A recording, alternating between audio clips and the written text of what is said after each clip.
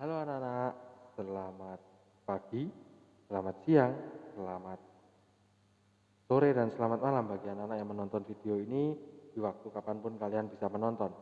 Oke, nah sekarang kembali lagi bersama Pak Aji, kita akan belajar mengenai materi kelas 5, yakni tentang materi pembelajaran IPA di tema 5, yaitu hubungan makhluk hidup dalam ekosistem. Nah, sebelum Pak Aji mulai, Pak Aji ingatkan lagi, semoga anak-anak senantiasa dilindungi oleh Tuhan dan terhindar dari pandemi virus corona yang membuat kita sekarang menjadi tidak bisa bertatap muka dalam belajar ya anak-anak ya. Kemudian senantiasa ingat 3M, yaitu mencuci tangan pakai sabun, kemudian menjaga jarak, dan ya terakhir memakai masker seperti Pak Haji sekarang ini. Nah anak-anak, agar lebih jelas Pak Haji dalam berbicara, karena kita juga jarak jauh ya anak-anak ya, Pak Haji akan melepas masker Pak Haji agar anak-anak bisa melihat dan mendengarkan suara Pak Haji dengan jelas. Oke, sebentar anak-anak.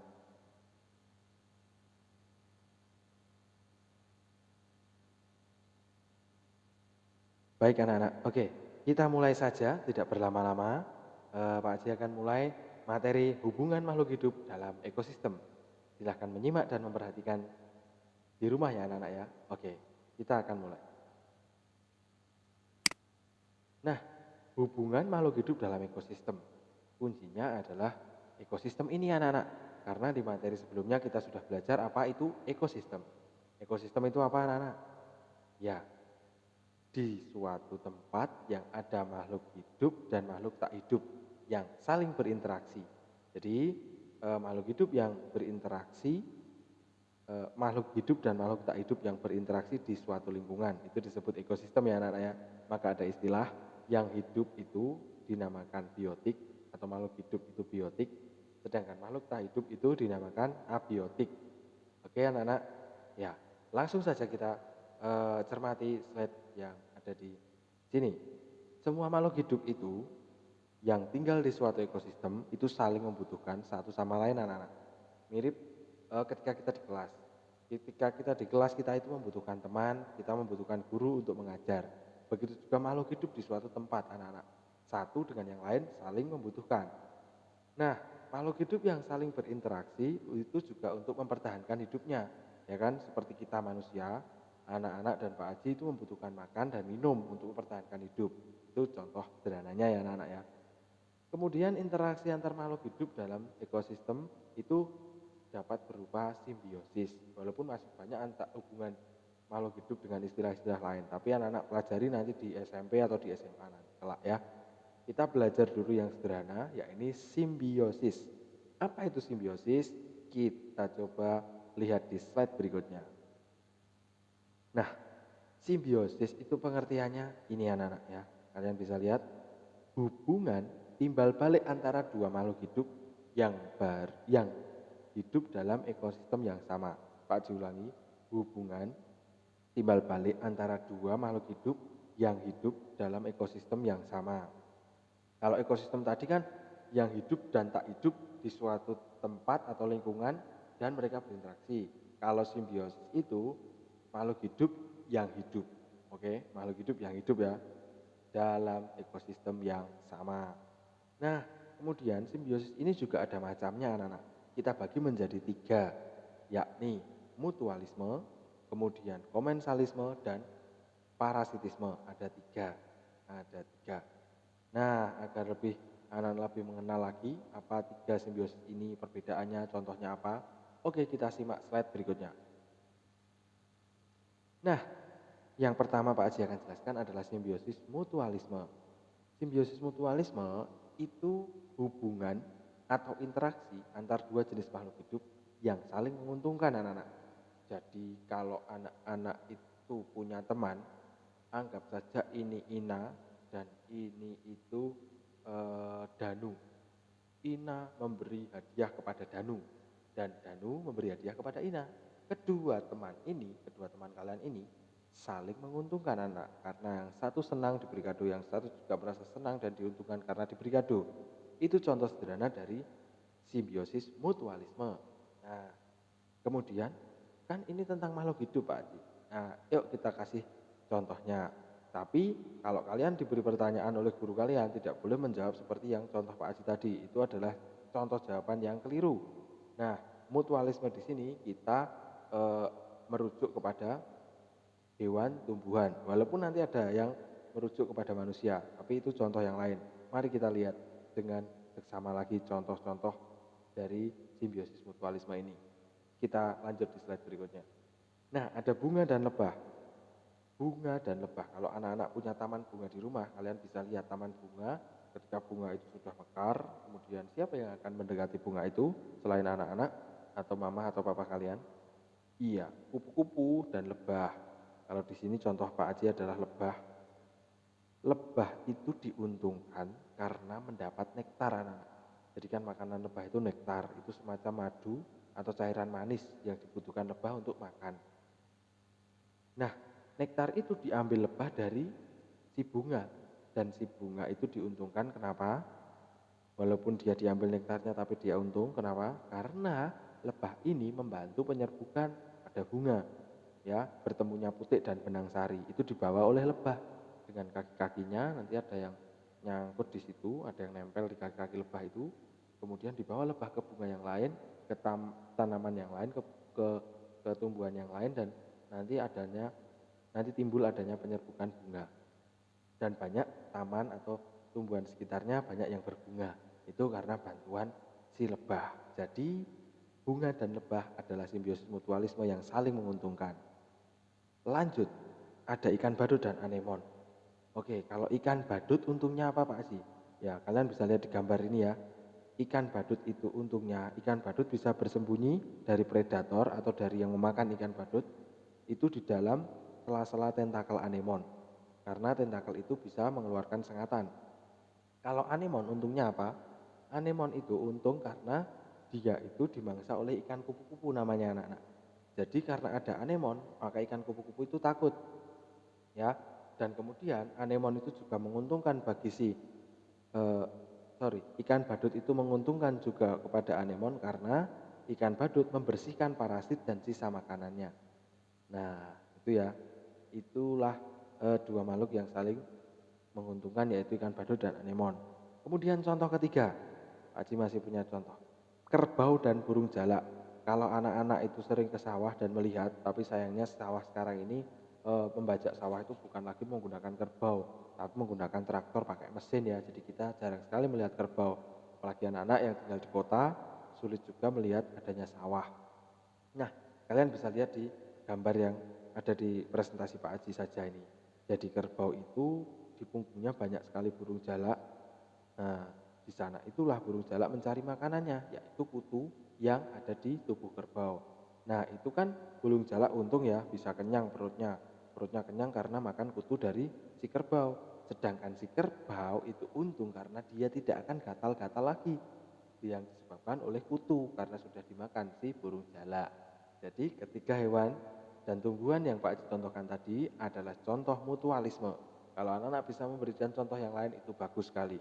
Kalian bisa browsing, kalian bisa mencari di buku-buku atau majalah-majalah, atau kalian bisa browsing yang saya Pak Haji sebutkan tadi, dan cari hewan apa sih yang memiliki simbiosis mutualisme yang lain kecuali yang Pak Haji contohkan.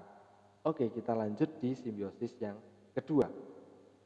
Di simbiosis yang kedua, ini ada komensalisme. Komensalisme ini adalah interaksi juga, interaksi yang menguntungkan satu makhluk hidup, namun makhluk hidup yang lainnya itu tidak dirugikan dan tidak diuntungkan. Nah, jadi satu untung, yang satu tidak rugi dan tidak untung.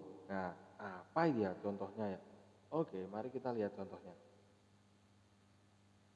Nah, contohnya ini anak-anak. Ikan hiu dan ikan remora. Ikan hiu dan ikan remora. Nah, baru dengar ikan remora. Nah, ini Pak Haji kasih tahu. Ikan remora itu diuntungkan karena apa? Mendapat perlindungan dari ikan hiu. Ikan remora itu bagaikan satelit bumi dan bulan ya. Dia ikut terus. Ikan hiu kemana dia ikut. Nah, ikan remora berlindung di tubuh ikan hiu agar tidak dimangsa oleh ikan yang besar yang lainnya. Nah, sedangkan ikan hiu sendiri itu tidak diuntungkan anak-anak maupun dirugikan dengan keberadaan ikan remora. Jadi ikan hiu nggak merasa terganggu, ikan hiu juga tidak diuntungkan, ya. Jadi ikan remora itu ya kayak hanya nempel aja di tubuh ikan hiu. Tapi pastinya tuh lihat ikan remora tidak nempel di depan atau di depan mulut ikan hiu ya. Pastinya dia hanya di badannya itu ya. Nah, di situ seperti kayak pengikutnya, bodyguardnya gitu ya. Nah, itu anak-anak. Lanjut yang komensalisme, simbiosis komensalisme yang lain. Tumbuhan paku dan pohon inang. Nah, kita lihat gambar di situ. Apakah anak-anak pernah melihat tumbuhan paku ini? Ya, ini seperti tanduk rusa ya. Iya. Nah, beberapa tempat itu diberi nama tanduk rusa anak-anak. Di sini tumbuhan paku ini atau yang seperti tanduk rusa itu menempel di pohon. Sedangkan pohon yang tumbuh itu dia tidak diganggu anak-anak. Dia tidak diserap makanannya. Nah, kita Pak Haji coba bacakan. Tumbuhan paku hidup pada tumbuhan inangnya, mendapat keuntungan dengan memiliki tempat hidup dengan menempel pada tumbuhan inang. Sedangkan tumbuhan inang tidak berpengaruh apa-apa karena tumbuhan paku hanya menempel saja, tidak menyerap zat makanan ataupun unsur hara dari tumbuhan inang tersebut. Nah, jadi anak-anak, kalau misalkan ini Pak Haji, anggap tangan Pak Haji ini pohon dan ini tumbuhan pakunya, dia itu hanya nempel, dia tidak masuk seperti jarum, seperti ketika apa ya anak-anak ya, ketika kalian menanam di tanah, dia tidak masuk, akarnya tidak masuk di pohon ini. Dan di tumbuhan paku ini hanya menempel untuk dia tempat hidup. Si pohon inang tidak terganggu, juga tidak diuntungkan. Nah, sedangkan tumbuhan paku diuntungkan karena ada tempat hidup untuk dia menempel. Tapi dia tidak merugikan karena dia tidak mengambil unsur hara yang ada di pohon yang dia tempeli. Itu anak-anak. Lanjut ke contoh yang berikutnya, yang ketiga. Komensalisme ketiga adalah anggrek dan pohon inang. Anggrek ini juga hampir mirip dengan tumbuhan paku.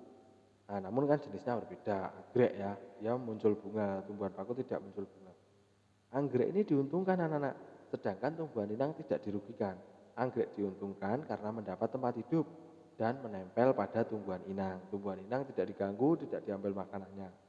Itu ada 3 contoh tumbuhan yang dan hewan yang merupakan simbiosis komensalisme. Anak-anak bisa cari lagi nih, apa tumbuhan dan hewan yang spesifik, apa namanya, yang di sana timbul atau muncul simbiosis komensalisme.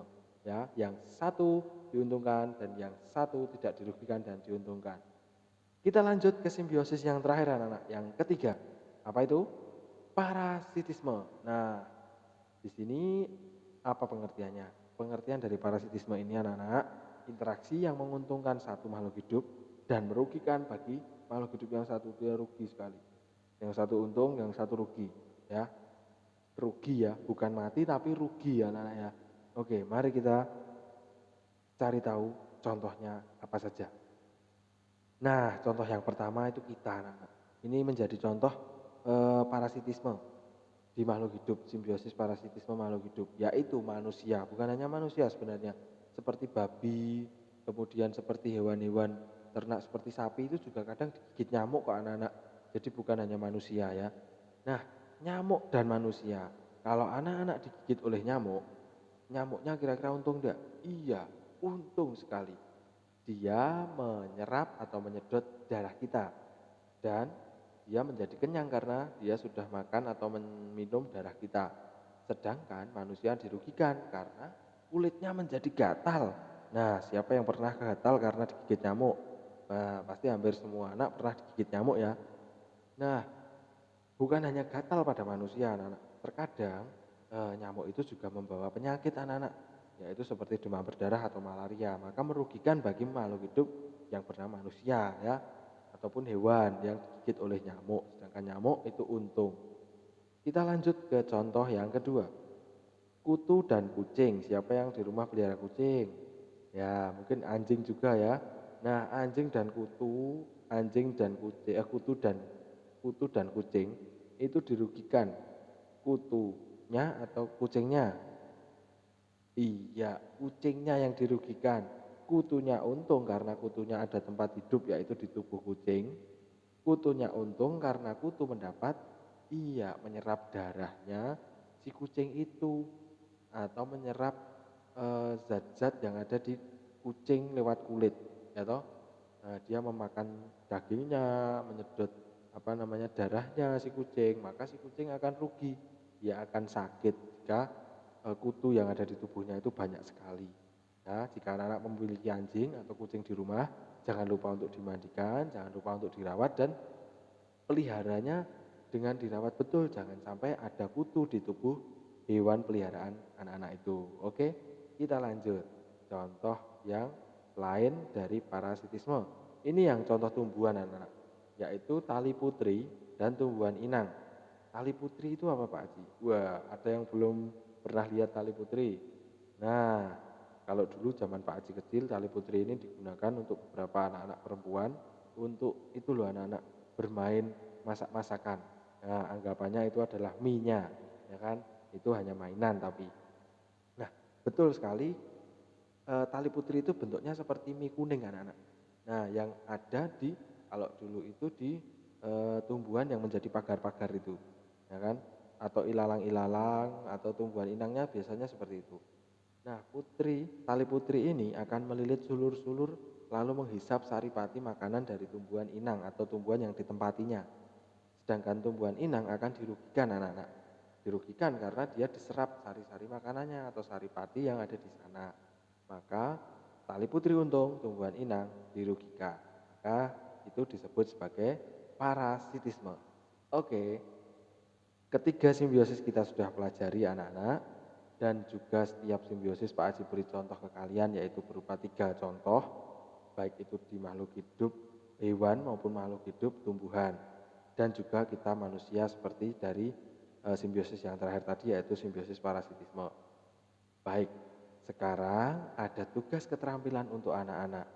Tugas keterampilan ini anak-anak bisa menyiapkan 1 kertas karton, kemudian 2 gunting, 3 lem, dan keempat alat tulis kalian.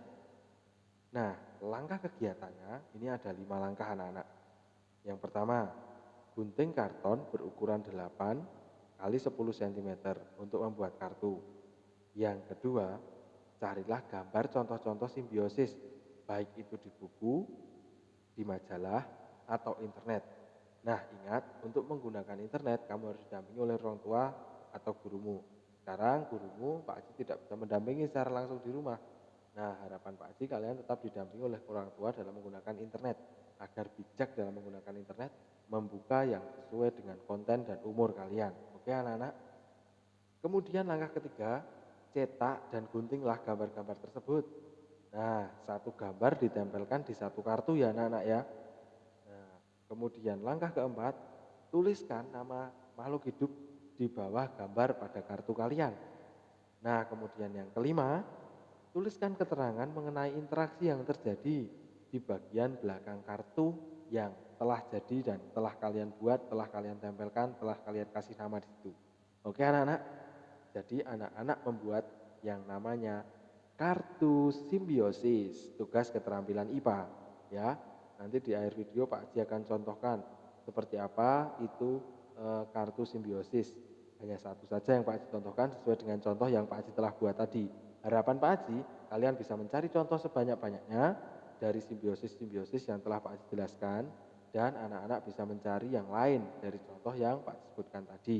Oke, Pak Haji percaya anak-anak pasti bisa mengerjakan tugas keterampilan ini, karena anak-anak cerdas, disiplin, mandiri, murah hati, dan beriman. Nah, itu kelima hal itu menjadi kekuatan kita menjadi seorang Bernardian sejati ya. Oke. Nah, anak-anak, kita ada di ujung presentasi Pak Haji. Jangan lupa anak-anak senantiasa semangat belajar dan selamat belajar, dan Tuhan memberkati. Ingat selalu anak-anak, kita masih ada di masa pandemi. Semoga anak-anak senantiasa sehat, dilindungi, keluarga kita dilindungi, orang-orang kita cintai dilindungi, dan jangan lupa budayakan 3M, yaitu mencuci tangan pakai sabun, menjaga jarak, dan tidak lupa memakai masker anak-anak.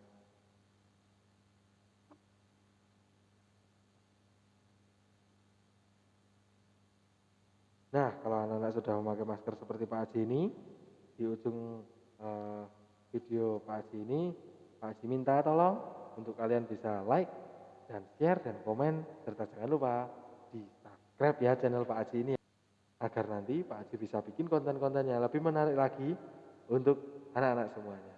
Oke anak-anak, selamat belajar, Tuhan memberkati, dadah.